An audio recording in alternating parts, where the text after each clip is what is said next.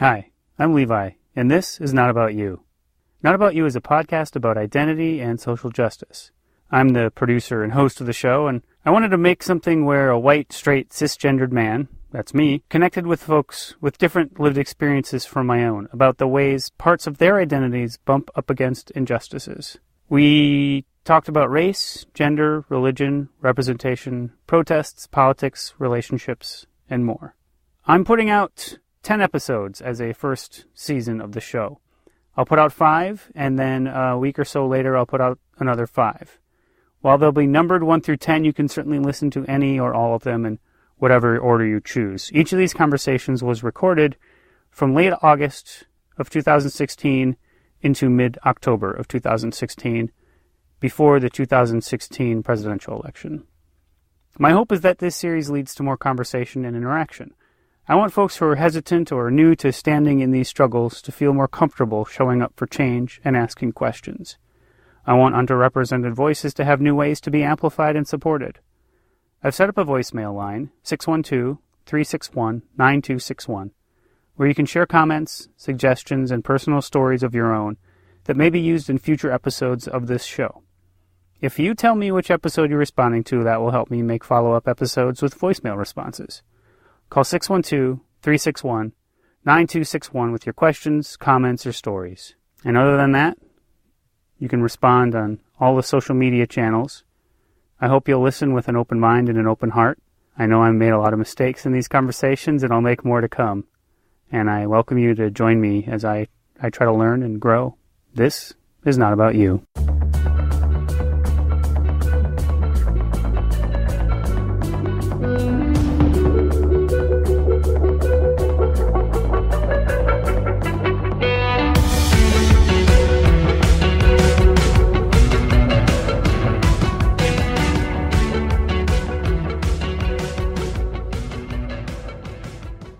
My name is Mouacheupao. I'm the Program Officer for Creative Placemaking at Twin Cities LISC, that's the Local Initiative Support Corporation. I'm also the founder and the co-host for Hmong FM on KFAI Radio. I'm a board member for the Hmong Museum.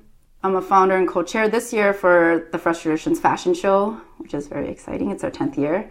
I identify as a Hmong American woman. I was the first American-born child to refugee parents. So my name is Kathy, and I was named after my mom's very first English teacher. Oh, wow. Yeah. So her name was probably like Catherine or Kathleen. I haven't been able to track her down, but I think she went by Kathy, and so that's what my mom named me. So you are Kathy on your birth certificate? I am Kathy. On my birth certificate, I am Kathy Mai, which is M-Y, M-A-I, Mai. Is a very common Hmong girl name. It literally means girl.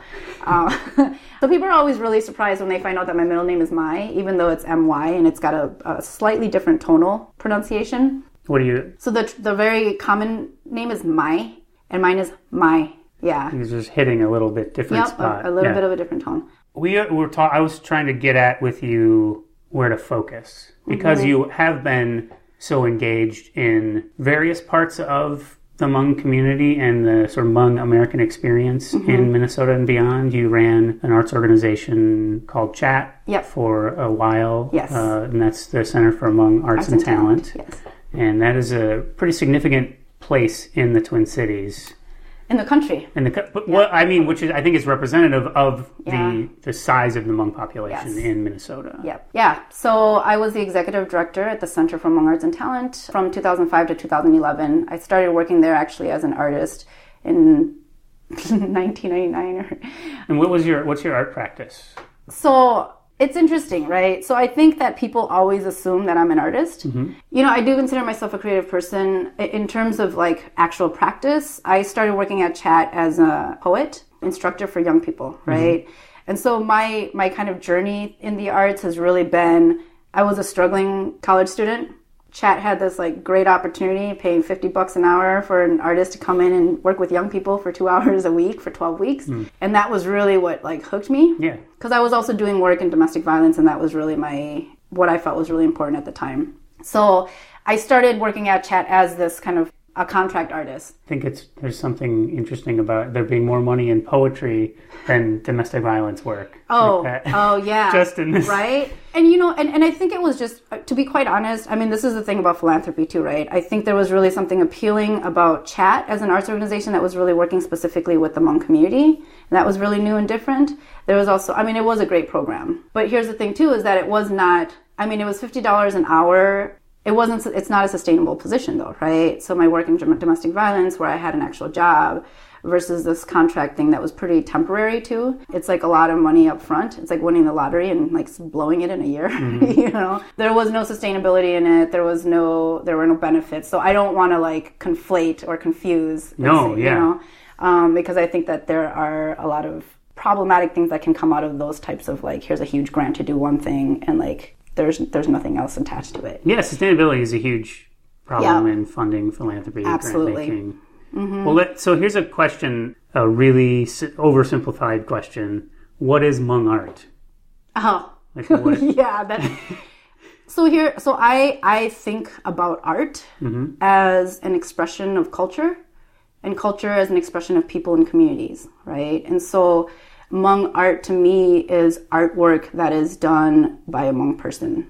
And that can look a lot of different ways. And I think because of my experience, because of my cultural experience as a Hmong American person, and that can look like a lot of different things, right? Yeah. So a lot of artists used to come and say like, I don't want to be called a Hmong artist, because then I feel like I have to, if I'm a painter, I have to put like Hmong motifs or Hmong symbols into my paintings, or, you know. And I'm like, no, you know, like it'll show up, right? It'll show up because you eat rice and water, because you know, there are certain things that are very Hmong, that our parents experience, that we are familiar with, whether we like to practice those things or not.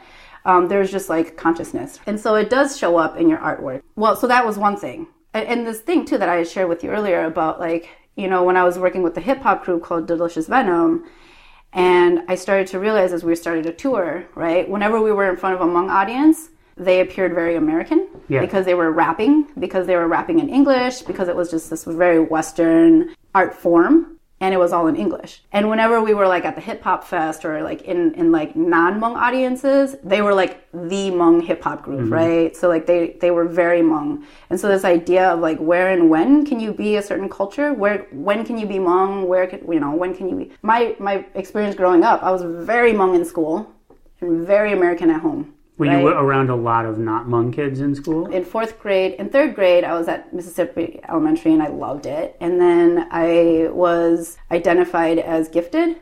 And now you're bragging. But... So I was referred to take the admissions test into what is now Capitol Hill, but at the time was at JJ Hill. And, you know, I passed and I had no idea. My parents, of course, wanted to do what was right or what was best for me. And they put me into an all-white school.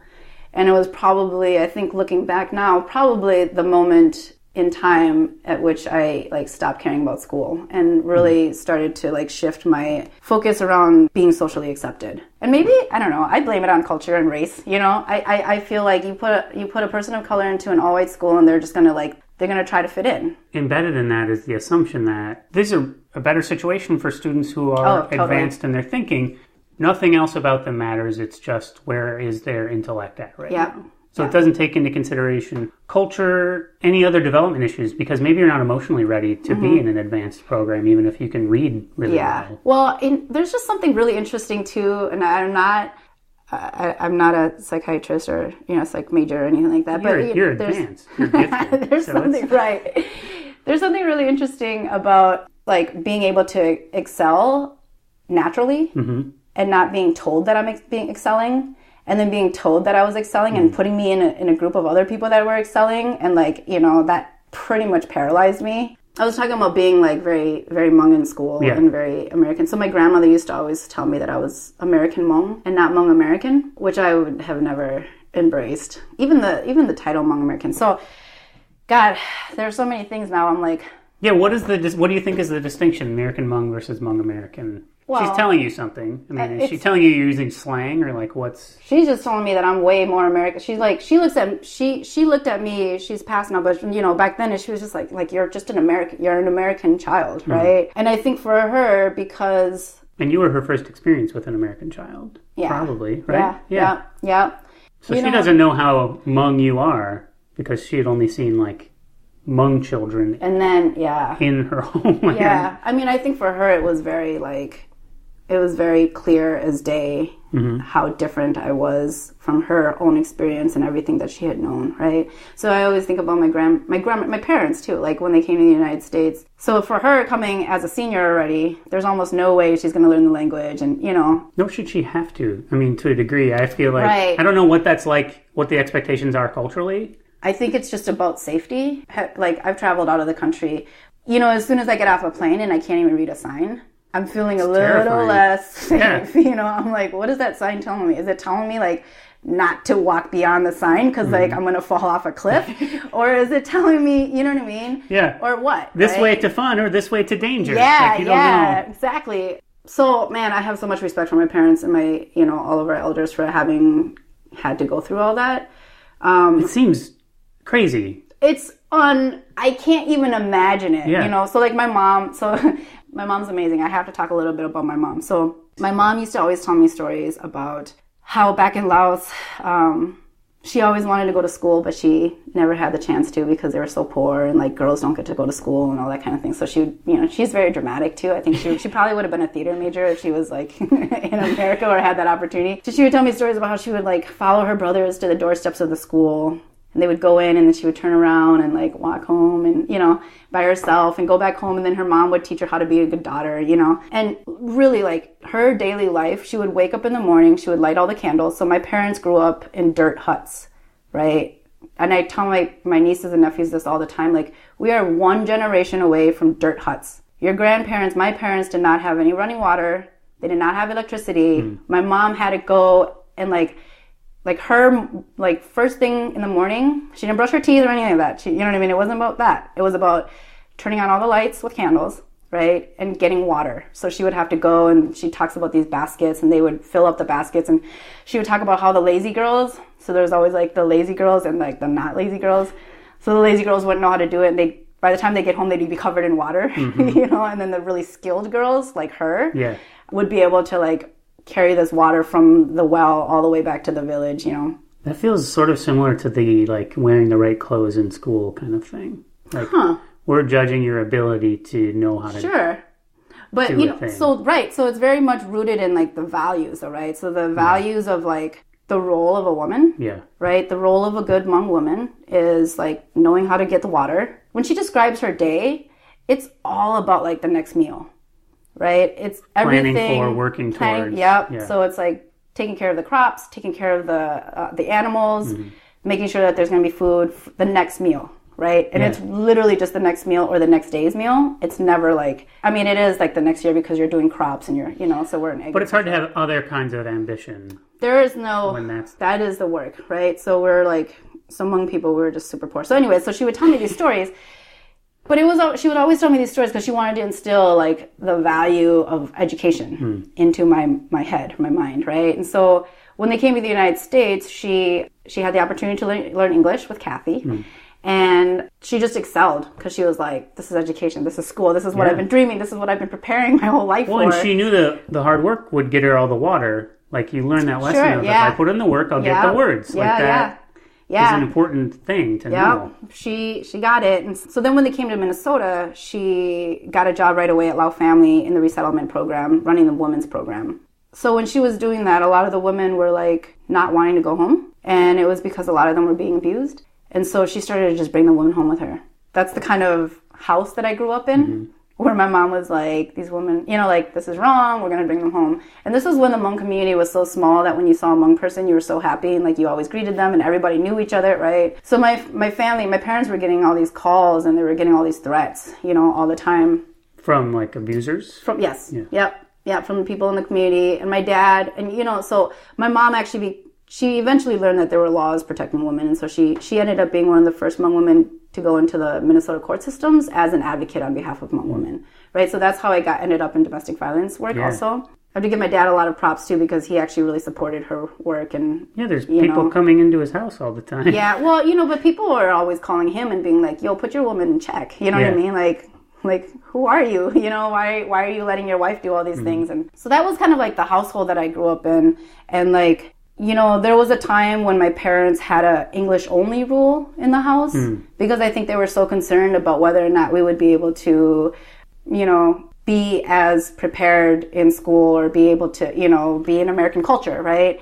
They learned very quickly that that was a bad idea. And then we had a Hmong only rule because, we were all advancing with our language skills. But it's always been this, like it's never been talked about as culture and identity, but it's always been very much a part of, like, who we are and how we've been raised. So this idea of, like, we are in a new country. I mean, like, my parents, when I think back about all the stories that they've told me, so there's this one story that I just love, and it's, when we came to Newton, Massachusetts, and we were sponsored by an entire church. So we were the only family that came to Newton, Massachusetts, because this whole church was only able to sponsor one family. Mm-hmm. So my parents were told that, like, in the grocery stores, that's where you go to buy food. I think they wanted to practice their independence. Yeah. And so they go to the grocery store, and this is, like, in the middle of winter, and they see, everybody buying this one thing, right? And so they're like, oh my gosh, like, we need to try that. And my mom's like, I'll figure out how to cook it when we get home, So they get in. There's no internet or anything. Like, that's an important thing for people to remember. So this is the 70s. This is the late 70s.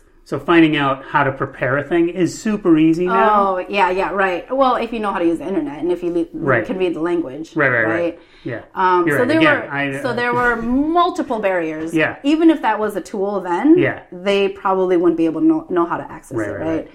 So they bring this thing home. My mom's like, I'm going to boil it because, like, we boil everything, right? My mom also told me, like, about how it was a luxury to kind of, like, fry things, to stir fry things because it made everything smaller, so you couldn't feed as many people. So they always made soups and porridges and stuff like that, right? She tries to boil it. It's disgusting. They try to cut it up. She's like, okay, fine, we're going to cut it up and we're going to fry it up with these vegetables. Still doesn't work. So they're like, what the hell is this thing? They go over to our neighbor, which is our friend, lifelong friend, still our friend now. She comes over and she looks at it and she's like, oh my gosh. She throws it in the fireplace. She's like, it's Duraflame. There's a log. This is what we use to start fires. Like, this is not, and they're like, why are they selling this at the grocery store?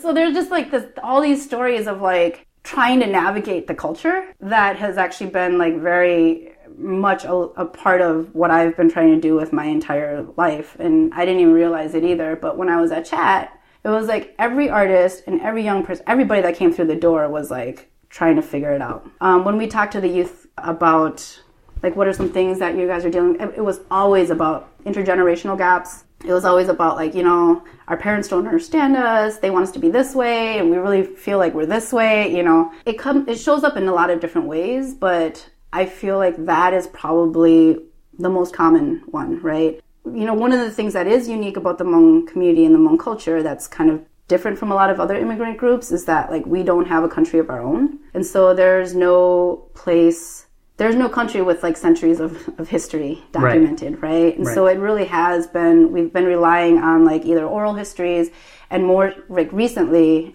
like, the artists or historians or, in our communities to really start documenting what our culture is and how it's evolving. Well, so I have a question. Yes. For each of these 10 episodes of Not About You, I put out requests for folks to call in with responses to questions that come up in each episode. So a few people left voicemails, and I'll be sharing some of those in the middle of some of these conversations. You have reached the Not About You voicemail line. Leave a message after the tone. I am calling about the Hmong American identity question specifically. My name is Magnolia Ying Salia. I also go by the artist name Magnolia YSY. I am a dancer and choreographer, Hmong artist / artist who is Hmong. I am a thinker and dreamer, passionate about life, love, social justice, healing, and transformation.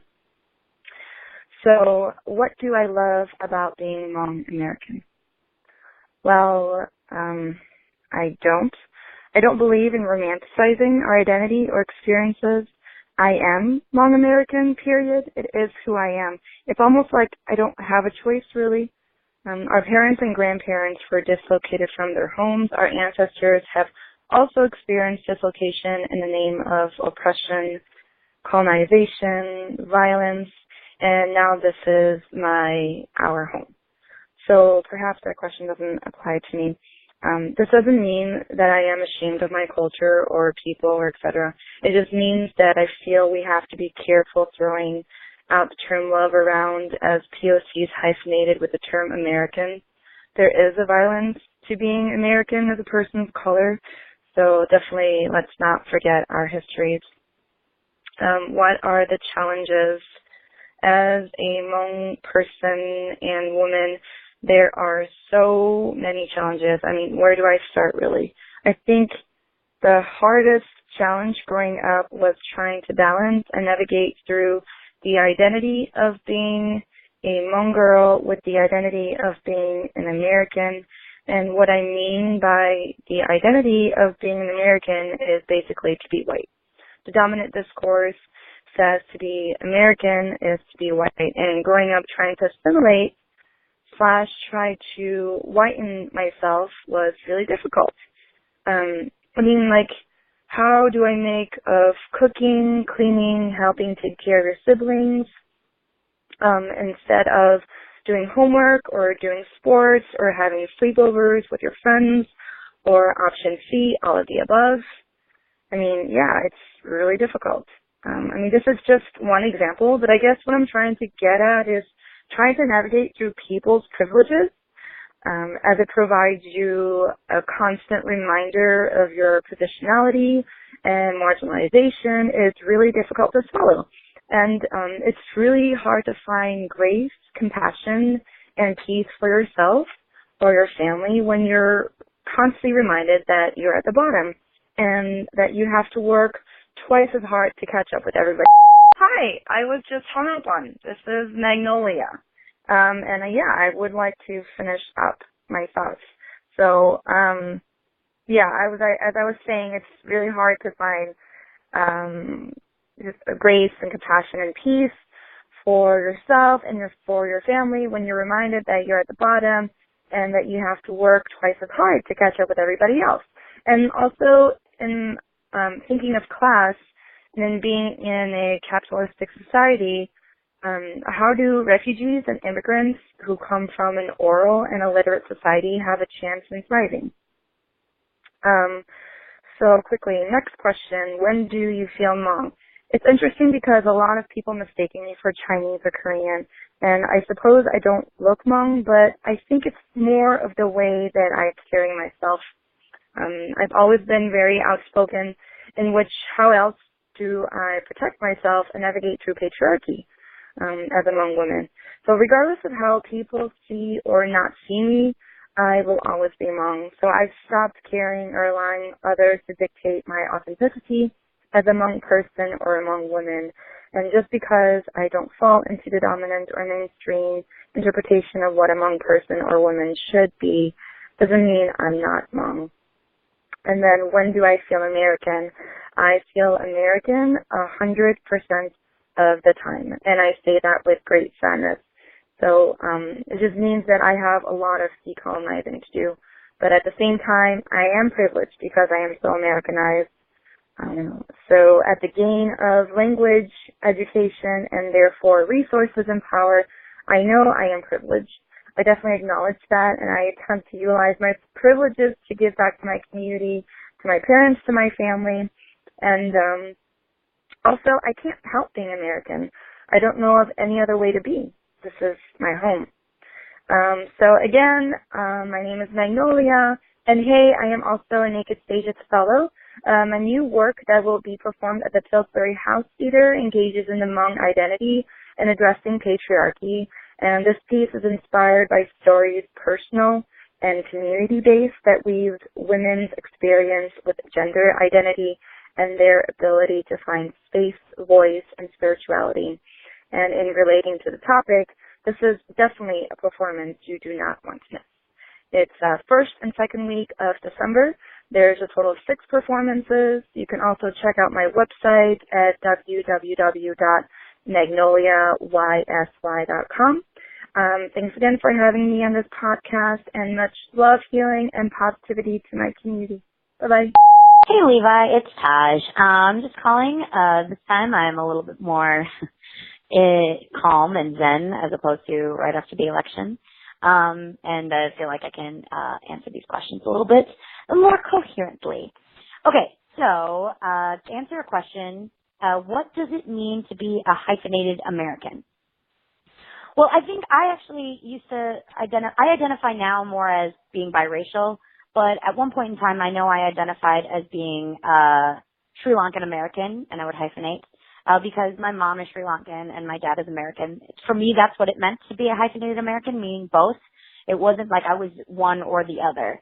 As I've gotten a bit older, for me, I more identify now as just being biracial, keeping it as one thing, but it doesn't mean that I'm not still a hyphenated American. I am Sri Lankan, I am American, and those two parts of my identity are very important to me.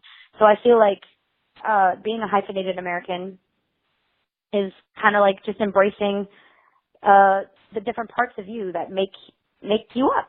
So yeah, that's what I would say. For me, anyway, being a hyphenated American means. All right, bye. Now let's get back to the conversation. Well, so I have a question. Yes. You know, there's that sort of horrible racist thing. Someone will tell someone to go back where they came from, and then if you're Hmong, you're like, not an option. Yeah. Like, well, I'm not going to do that anyways. Born here, yo. I'm right. Like, you know, so that's that's totally, that's a very real thing too. Like this idea of, I mean. Well, so I have, that connects to this question I have, which is, you just told me a story about your family growing up in dirt huts. Yeah. And then cooking a log to eat. Not even a log, like a chemical log. Right, a fake log. Yeah. Like a fancy log to eat. At the same time, you were talking about a hip-hop group you were managing who were a bunch of Hmong folks, and there's like Hmong hip-hop artists and Hmong b-boys in the Twin Cities who are amazing, who want to just be hip-hop artists and b-boys. And sure, they want to rep their culture, but also like their culture is hip-hop, and that's a tricky thing.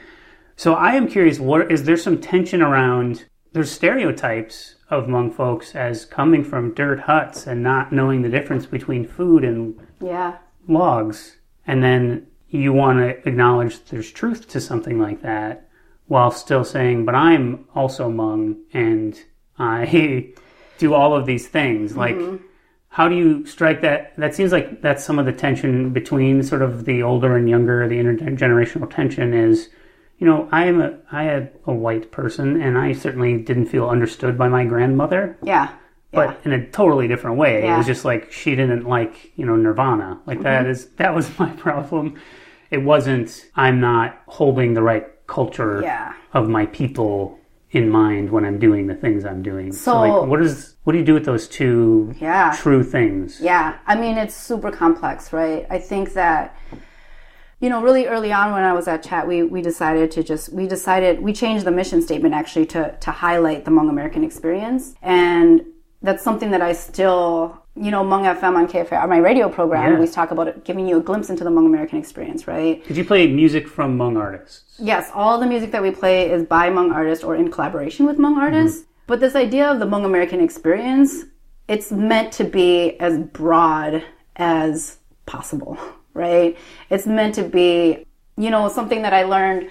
We had a legendary artist come on. His name is Tuli Baku. He was like one of the original like rock Hmong, you know. But his music is kind of considered classic. You know what I mean? And it's considered like, and it's super old school. It's very Hmong, whatever that means, right?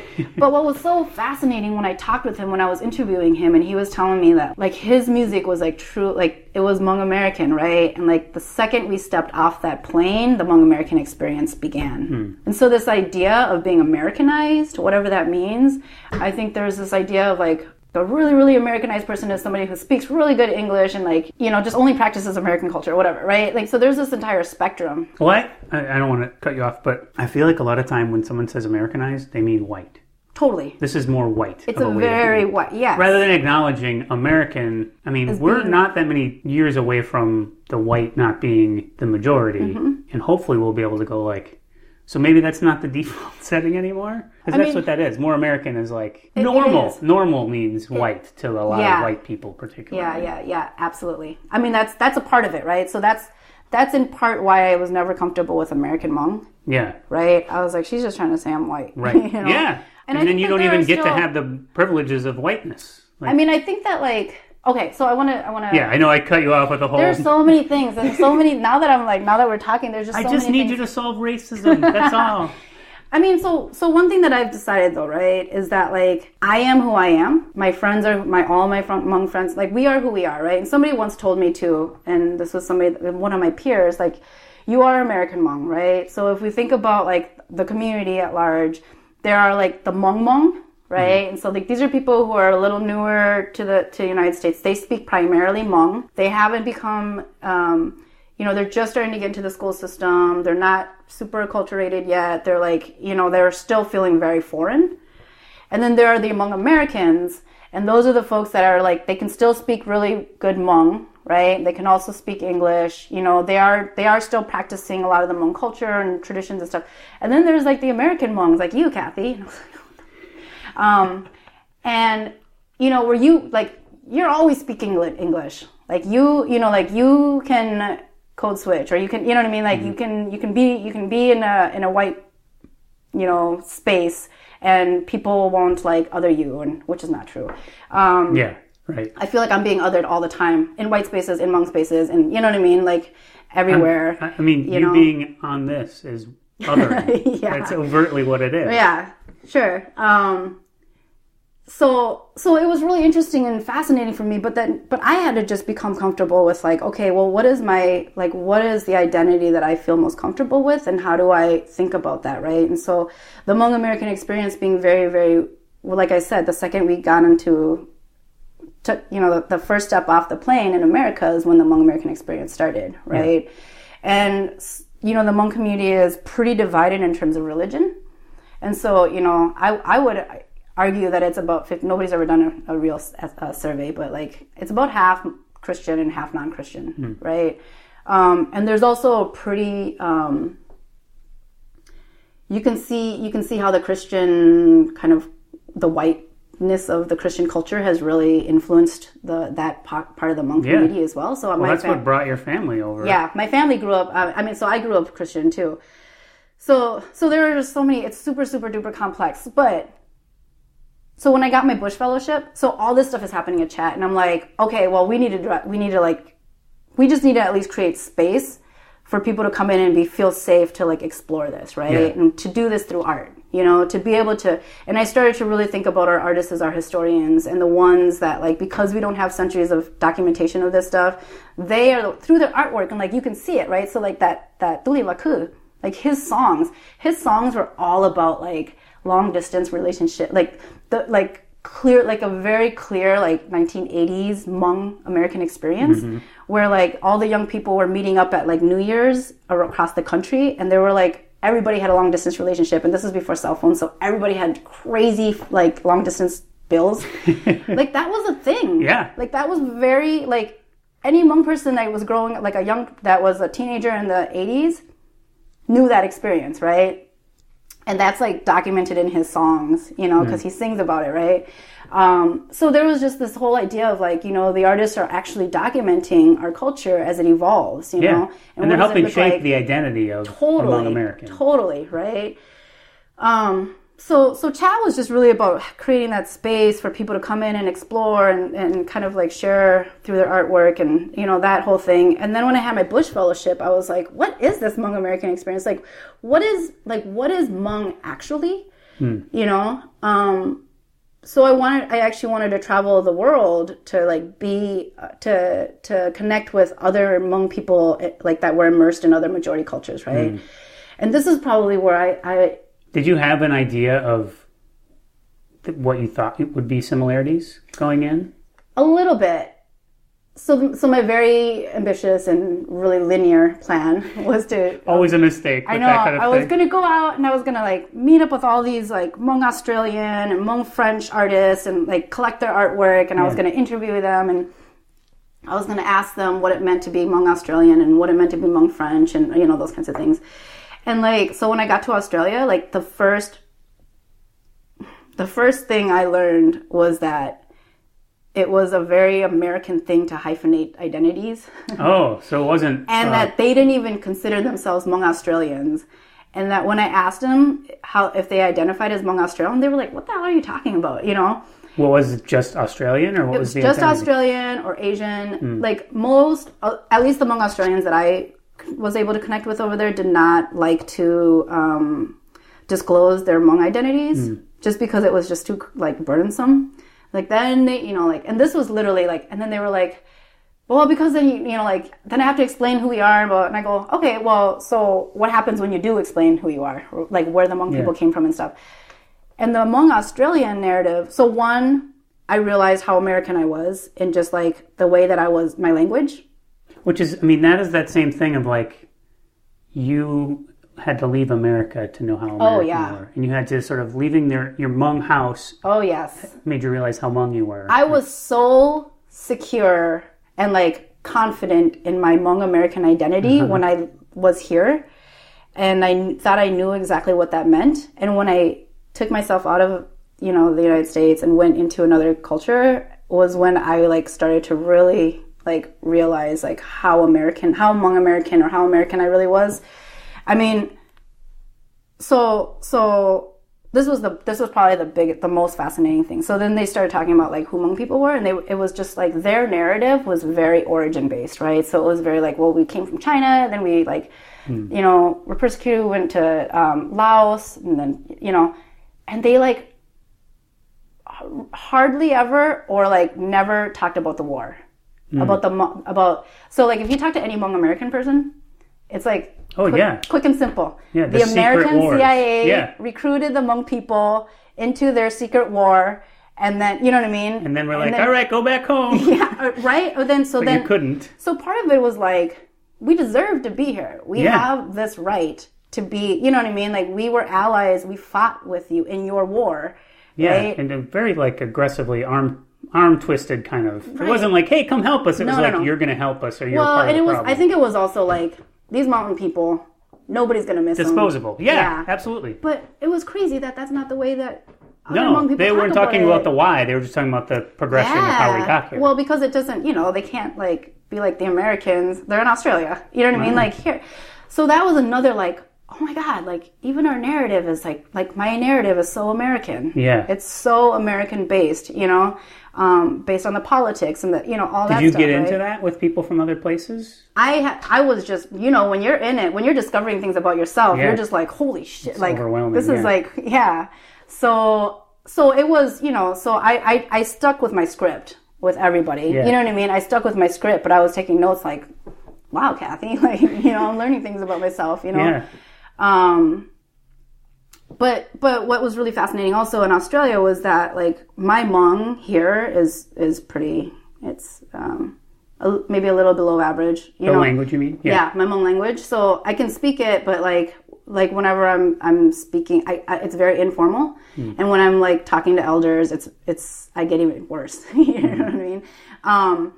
But in Australia, they were like so impressed with my Hmong because their young people, their people my age were even worse off with their language, right? Yeah. So there was this real feeling like, oh, we can connect through language, right? So at that moment, I was like, our language is so important to Hmong culture and how, because like anywhere we go.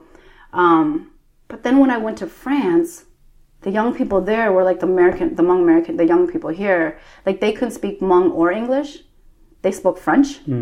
And I couldn't speak French. So you can't connect at all. So we couldn't, and I was like, then what's connecting us? You know what I mean? Like, how are we going to like bond as Hmong people in this world, But what I will say though, something that I've experienced like across all Hmong communities is like, I don't even know if this is a real thing, but like there's a hospitality kind of like thing. So when I was in Melbourne, Australia, I was in downtown Melbourne and I was walking and I heard somebody speak Hmong and I was like, what the, was that real? Right? And so I kept on walking, but I was like, I have to go back, So I went back and there was like this family, this Hmong family, and I was like, like, hey, Hmong, like, hey, are you guys Hmong? Yeah. And they were like, what? They're like, and they were just like, oh, like, you have to come over tonight. You have to come and like have dinner with us and spend the night. And like automatically, there was like no question about it. They were like, you have to come sleep over. You have to come and like, cause it's like we're family. Yeah. You know what I mean? Is there... which we ended up being kind of family, but like that's the other thing. Is there a smaller population in Australia? Is part of that There's 3,000 Hmong people across all of Australia. And it's a big spot, a big place.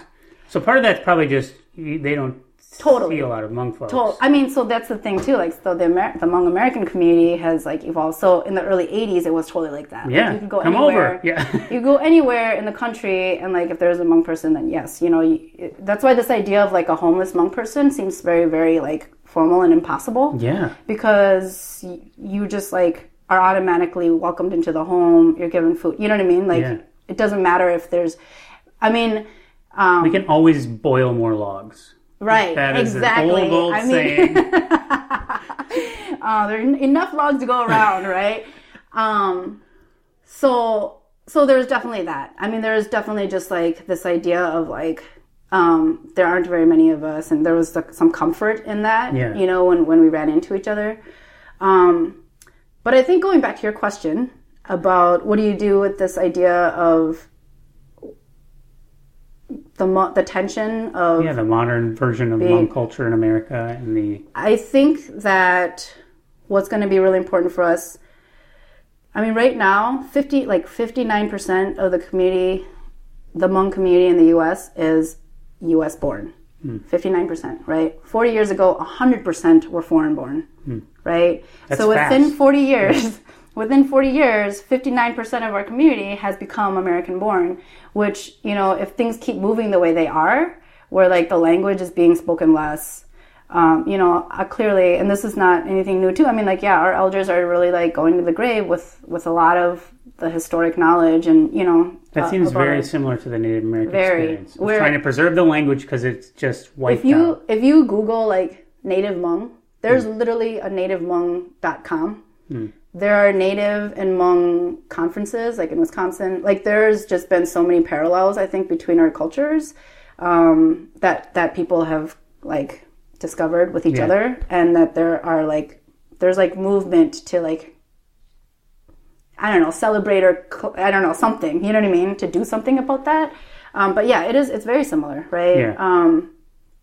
And there are a lot of similarities, but I feel like it's a really critical time to really be paying attention to what that could mean and how we can do something about it. It seems like there's positives and negatives. Absolutely. Because there's more representation. You know, there's politicians who are Hmong, which is needed. Totally. And there are people in positions of leadership, not a lot, certainly in like business world yet. Yeah. But it seems inevitable that the more Native-born folks and the American-born folks, more of them overall means more who will sort of get into those positions. But then that comes with a cost. I think that there's always... so the real tension for me, though, right, is like... you know, I think that if we wanted to just really exclude ourselves and isolate ourselves, we could be... I mean, we are a powerful community, right? We've been able to... Are you threatening me?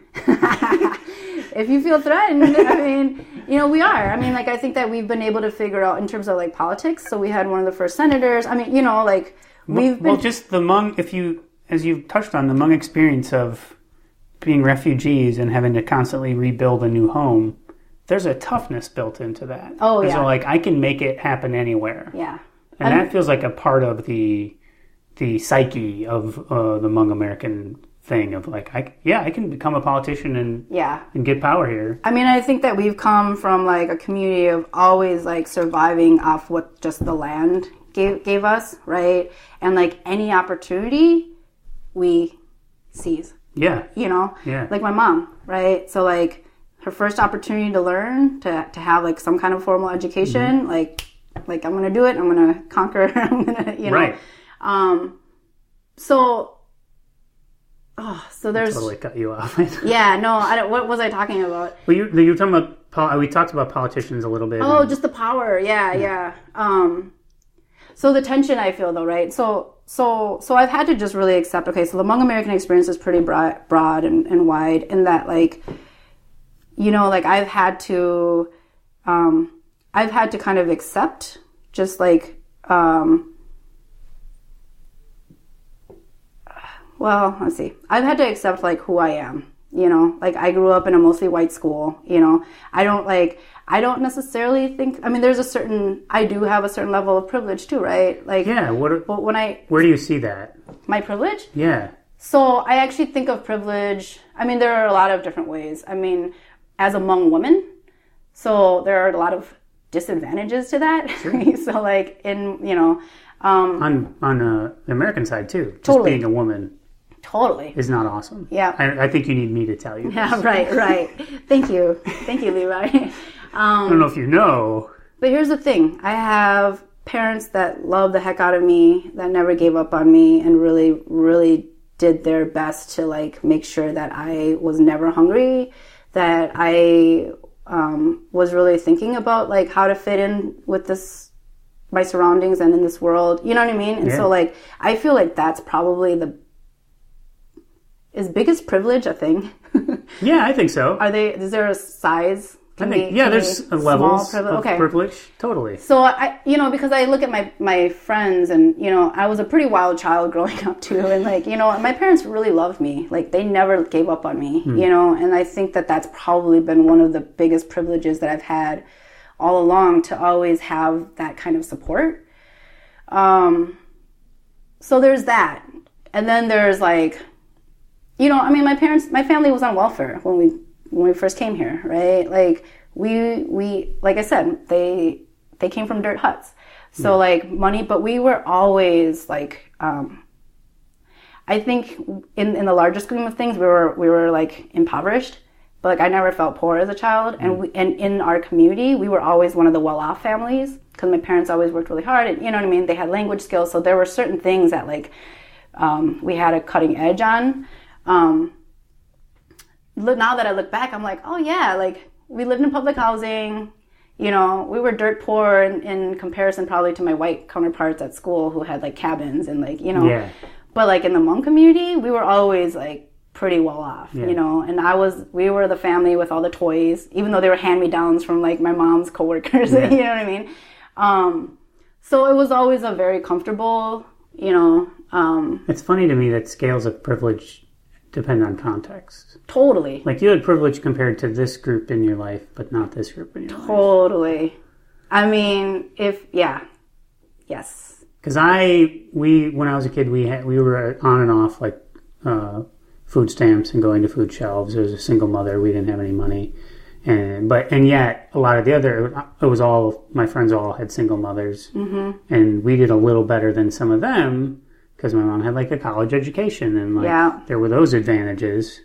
And then I didn't realize until adulthood that like I was also a white dude. So like my retail first job, I immediately got promoted to be in charge of a bunch of not white people. And how much of that is just innate trust of a white person. Yeah. And that's totally a privileged thing too. It's a weird thing. It is all about context.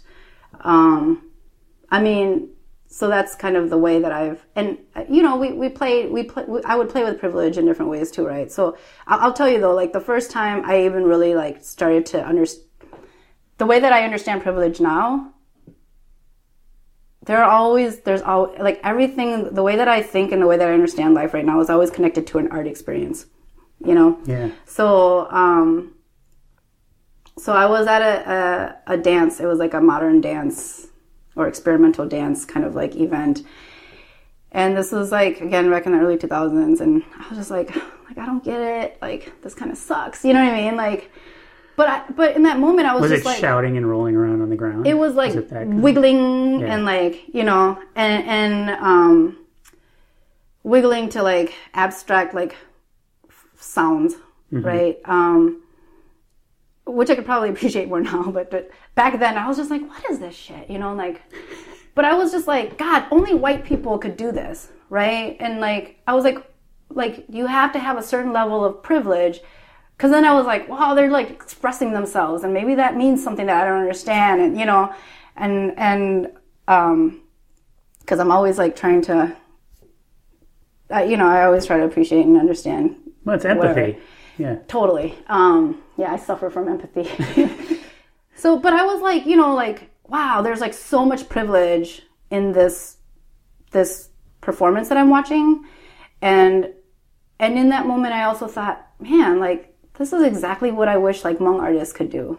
I wish that they could be given the opportunity to just, like, truly express themselves, period. Yeah. Right? And a little indulgence. yeah, that's true success. right? Like, why can't we be there, you know? Yeah. And then it was just like, and then it was also like, okay, so privilege is not a bad thing. Like, we all need privilege. We all want privilege. But, like, what do we do with our privilege? Yeah. You know, because these artists could have used their privilege in a way better way that would make me feel emotionally connected to this part, you know what I mean? Like, it always comes back to me too, right? Yeah. But you know, so it was just this, like, so then, like, that's when I started to think, because I probably never would have thought of my parents loving me as a privilege, you know, until I, you know, and then I started to realize, like, oh, there are a lot of, like, I don't think parents ever don't love their kids, but the way that it shows up is, you know. Some don't know how to. Yeah. So that's kind of like the way that I've carried, like, my understanding of privilege. So I realized, like, these are all the things that I have privilege. Oh, what I was saying about, so like at Chat, I had my managing director was a white woman, Angie Hardy, who was a really good friend of mine. But we're in a building that was owned by a Hmong guy. And so we knew that if we needed to get something done, she would have to go talk to them. You know, because, like, even though she was, like, my staff, yeah, like, and I was the boss, I was the one who was actually making the decisions, that he would, like, he just respected her more. Yeah. You know? Is that she was a white woman? Yeah. Too? If you were a Hmong man, would it have been different? Probably. Yeah. Probably. So I think that there are ways that you can be savvy with, like, you know. How do you play the system? Your allies? Totally. Yeah. Right? Well, so that gets at a question I'd like to try and ask people that is super unfair, which is, I'm not a Hmong person. You're not? Sorry, I know I misled you. I thought the costume I was passing. Am I not passing? And I'm not a woman. Oh God. Double. Okay. Yeah. Okay, my emails were a lie, I should tell you. But I think a question that boils down for someone who wants to be an ally in any space is, how can we help? And it's an unfair question, because you're asking, first of all, it's condescending. I'm like, you need help. Right. That's insulting. And then, hey, tell me how to do a thing, instead of go do the work and figure out how to do a thing. So I want to acknowledge those things, but also, like, if somebody wants to engage in Hmong arts, or be supportive of Hmong community in the place they live, or broadly, like, what do you tell someone like that? Or just, like, if someone wants to, like, be aware of what they're doing that might not be awesome. Mm. Like, how do we create checks for ourselves to make sure we're not It's a really interesting question. Solve racism. Well, so some of the things that I've been really learning about myself over the last couple of years. So I was a board member for the Shades of Yellow, which is a queer Hmong and Asian Pacific Islander organization. And that's been probably some of my biggest learnings in terms of, like, allyship. I've always kind of, like, I've always been kind of uncomfortable with just even the term allyship, right? Yeah. And ally, and knowing that, you know, I was an ally or whatever. I mean, like, I try to, like, live in solidarity with people. But the weirdest thing for me is, like, rarely invited.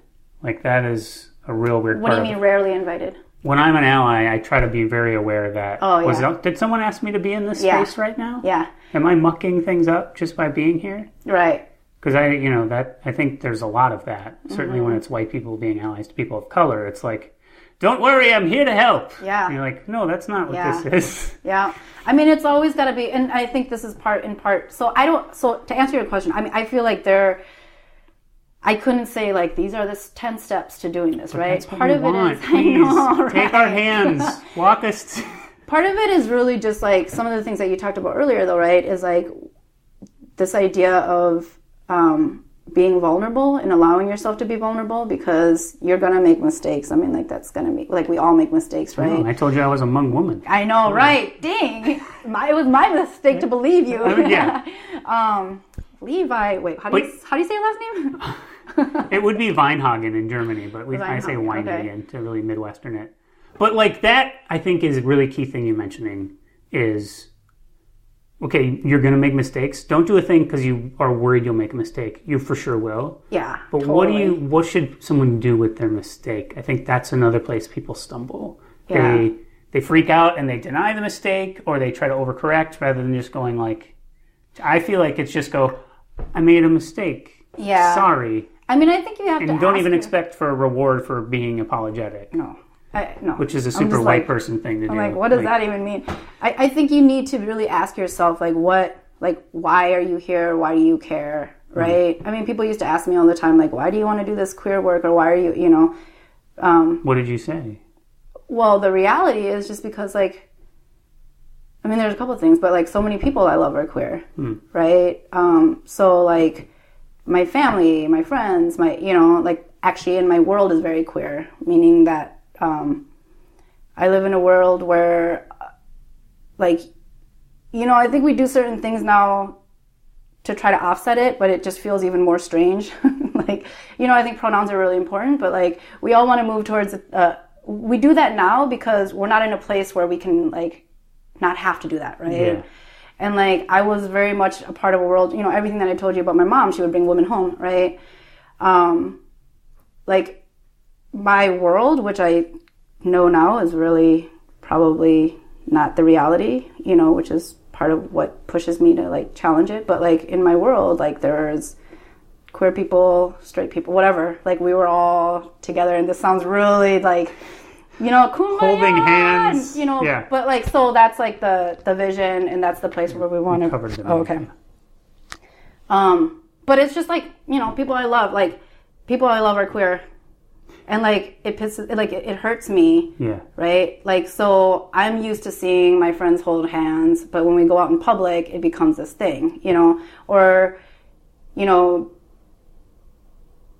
talking, like, just, like, finding myself in spaces where, like, conversation around queerness, like, becomes this big deal or is uncomfortable. And then I'm like, what the fuck? Like, and so just, like, making normal what's normal to me. I feel like most of my life has been about that, It's been about, like, well, this seems really normal. It's really normal to be among American women, right? And then I go places and it's, like, foreign, or I'm treated like it's foreign, like, and so, going back to your question though, so we did come up with, like, an Ally 101 training at SOY. And it was really designed around empathy.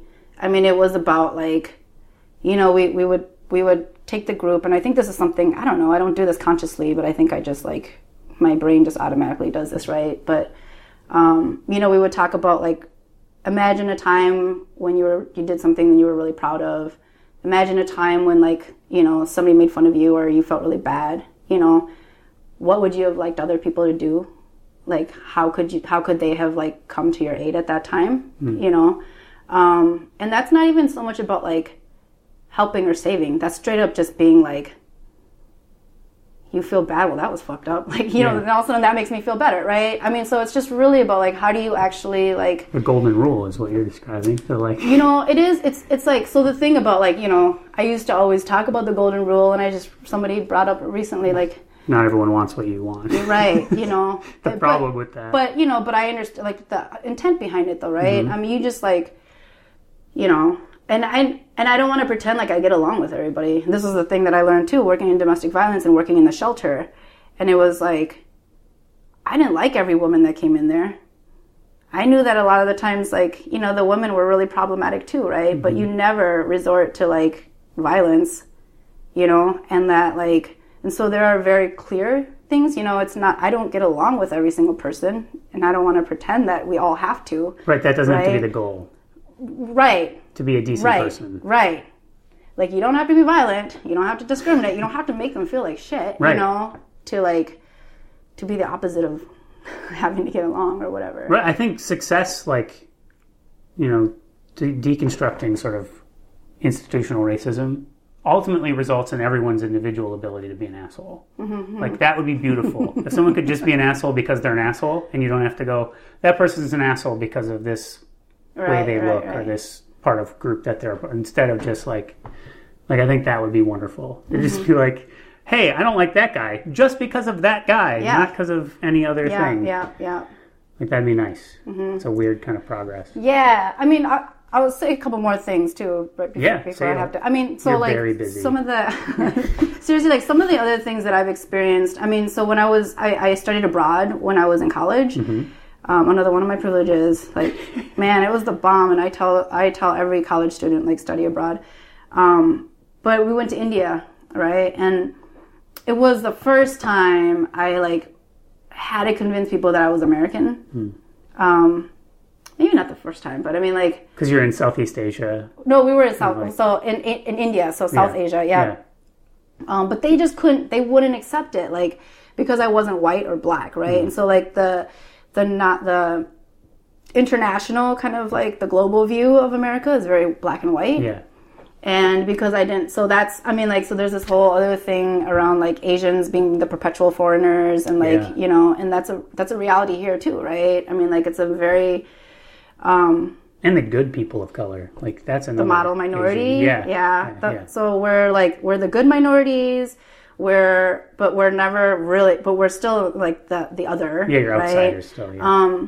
But you know, and it's like, so this is where I start to feel like uncomfortable and tension and stuff, you know, because I don't want it to be like, you know, there's just so many ways that like people of color are divided, and there's so many things that divide us, and then like, you know, and if you just like look at the Asian community, and you know, it like everything, right? Yeah. It's all very complex. But oftentimes, like, I was in a, God, I don't want to I'm going to tell you, can you not put this on the thing? Sure, yeah. So I was at the Roy Wilkins Fellowship at the Humphrey. And it's a policy analysis and race course. Yeah. And like the Asian experience and identity was like completely left out of the conversation. Oh, weird. And I was just like, what the fuck? But I gave the professor that feedback, and he like tried to fold it in, but it was like, and I really appreciated that, but you could tell by the way he folded it in, it was so clumsy that like, that was just not a part of his, it wasn't his agenda even, like, aside from his understanding. Yeah, it just wasn't in his frame or his whatever, you know. Well, it would muck everything up. He'd cleanly figured out issues. Yeah, I mean, but it was like, that's why people hate intersectionality.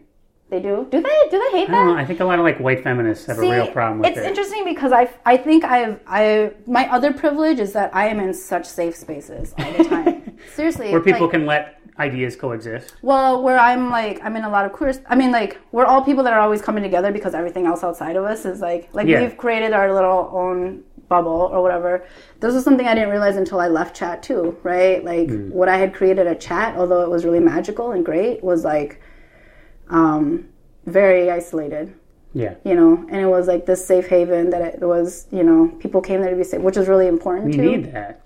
But then you need those messages to get out. But then you need to actually, like, for me anyways, I've had to just like throw myself into spaces where, you know, I feel like I have, I mean, my other privileges, like I have a lot of the tools that a lot of other people don't, you know? Yeah. Like the language skills, you know, for one, to be able to go and say like, that's not right, or that's, you know, doesn't feel good. That's another thing. Yeah. It's big. Yeah. And you know how to publicly speak too. Yeah, it's interesting, you know, because I think I've gone back and forth a lot on that, you know, and I think like more recently I've been like noticing more and more like I can't not say this, you know what I mean? Like, because I've been in so many situations where I'll leave and feel regret. Like, I would probably say that one of the worst feelings is that of regret. You know what I mean? And I try to not live in regret at this point because, you know, however people are going to judge me in that moment, like, I don't care anymore at this point. Seriously, because, like, man, there's so many, like, where I'm just, and it always comes down to race and ethnicity and equity. Yeah. Like, when I feel like I just need to say something, you know? And it's usually not, like, you know, I'm so much more of a builder than I am, like, somebody who likes to tear things down. I don't like to come into situations in opposition. I really want to try to build with people, even if I don't like agree with them or like them. Yeah. You know. But I just really feel like if we want to get to a place of understanding, or even just like, I don't even know if it has to be acceptance. I mean, just like where we can not hate, like it has to be, it can't always be in opposition, but to just like, but to ignore something would be like the worst thing to do, right? Yeah. So anyways, yeah. So you have places to be, I know. I do. So what, are there any last, I want to do like where can people find you online, or where can people connect to you or find your work, or whatever that thing. Yeah. And then is there anything, you touched a lot of great stuff. I don't need anything else, but I'm sure you feel like so now I'm like, I don't want to leave in regret. But you won't, and so what I do want to say real quick. It's the start of a conversation as much as... Because I'm going back to this thing, like, so people who are going to be listening to this and they're looking for, like, answers.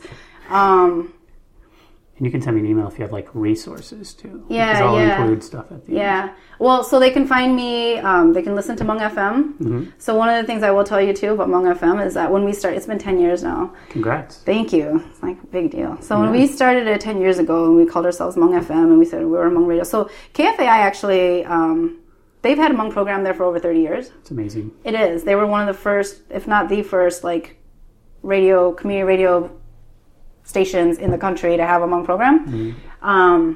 But we were the first one to come and air in English, right? Mm. So like, man, like that first year or 2 or 3 or 4, and sometimes now, like we would have like old Hmong people calling and like yelling at us, like, how dare you say you're Hmong radio and you speak in English, you know, like, right? And then we would also have like KFAIers that would call us and be like, oh my gosh, like, thank you, because like this is the first time we've been able to listen to Hmong programming, you know? So people can listen every Friday night, 6:30 to 7, or you can go to kfai.org/HmongFM. The programming is in English. All the music we play is by Hmong artists. We also do just like my brother from Hmong Today newspapers on there, and he does headlines, and we just, it's a pretty laid back. It's not like cutting it like hard. It's a radio show, yeah. Yeah, it's fun. It's 1 hour. That's the main place. You can find me on Facebook, but I only have a first personal page. Right. But I don't mind. I work at Lisk. I don't know. That's all great. What else? Yeah, okay, I think the radio station's totally... Yeah. Good. I mean, that's where you want people to connect with. Yes, everything. Absolutely. So, and they can like our page on Facebook too. So it's just Hmong FM Radio. Mm-hmm. That's probably the best way. Cool. Well, I really, really appreciate you talking to me, Kathy. Gosh, good luck. That was my conversation with Kathy Mouacheupao. I hope you guys were able to connect with it. I know I learned and really appreciate all the time Kathy spent and how open she was with everything. So I, of course, want to say a big thank you to Kathy for sitting down with me and connecting so openly and so wonderfully. I also want to thank Magnolia and Taj for sharing their stories. And you'll hear from Taj in all 10 of these first season of Not About You episodes. If you'd like to call with a comment or a story of your own or some other feedback, the voicemail is 612-361-9261. If you want to interact on social media, the hashtag is NAYPOD, NAPOD. You can also find Not About You on Twitter at NotAboutYouPod, or you can find me directly on Twitter at ThatLevi. I encourage you to interact there as well. The theme song for Not About You is Rebels of Our Own Kind by Minneapolis musician Charlie Van Stee. If you want to help the show get out to more people, please rate and review it on iTunes, share it on social media, and if you have suggestions for other folks I can connect with, I would love to find more activists, leaders, organizers, thinkers, educators, people who can articulate a lived experience that is different from my own and who are open to share. I want to have more uncomfortable conversations. I want to do more of this work, and I hope you will listen with me and walk with me, and we can all grow and learn together. Again, if you want to leave any messages, 612-361-9261. This has been Not About You.